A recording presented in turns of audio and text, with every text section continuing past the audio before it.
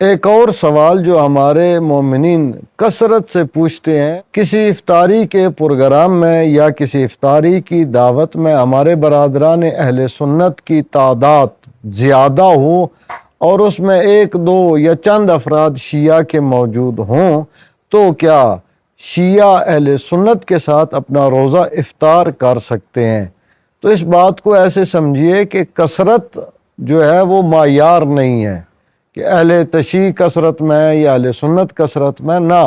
بلکہ وقت کا ہو جانا معیار ہے۔ اگر وقت ہو جاتا ہے تو آپ روزہ افطار کریں گے، اور اگر وقت نہیں ہوا ہے تو آپ روزہ افطار نہیں کر سکتے ہیں۔ اہل سنت کے ساتھ اگر آپ روزہ افطار کریں گے تو آپ کا روزہ باطل ہے اور کھانا پینا حرام شمار ہوگا، اس لیے کہ وہ روزے کا وقت ہے اور ابھی افطار کا وقت نہیں ہوا ہے، تو اس دوران میں کھانا پینا حرام ہے، اور اگر آپ کھا پی لیتے ہیں تو آپ کا روزہ باطل ہو جائے گا۔ روزے کی حالت میں دندان ساز سے اپنا علاج کرانا یا ڈینٹسٹ سے اپنا علاج کرانا، اس لیے کہ دانتوں کے علاج کے دوران اکثر ڈینٹسٹ منہ میں پانی کا پریشر بھی استعمال کرتے ہیں، کچھ دوا وغیرہ کا استعمال بھی کرتے ہیں، تو ایسی صورت میں کیا علاج کرانا درست ہے؟ جی ہاں، بالکل درست ہے، لیکن ایک بات کا خیال رکھا جائے گا کہ دوران علاج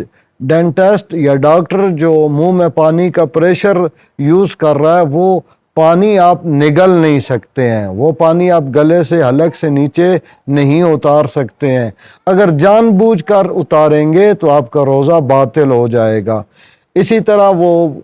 میڈیسن یا کوئی کیمیکل یوز کرتے ہیں، منہ میں لگاتے ہیں، دانتوں پہ لگاتے ہیں، تو اس کو بھی آپ جان بوجھ کر نگل نہیں سکتے ہیں، اس کو آپ تھوکتے رہیں، آپ کے روزے پہ کسی قسم کا کوئی اثر نہیں ہوگا اور آپ کا روزہ درست شمار ہوگا۔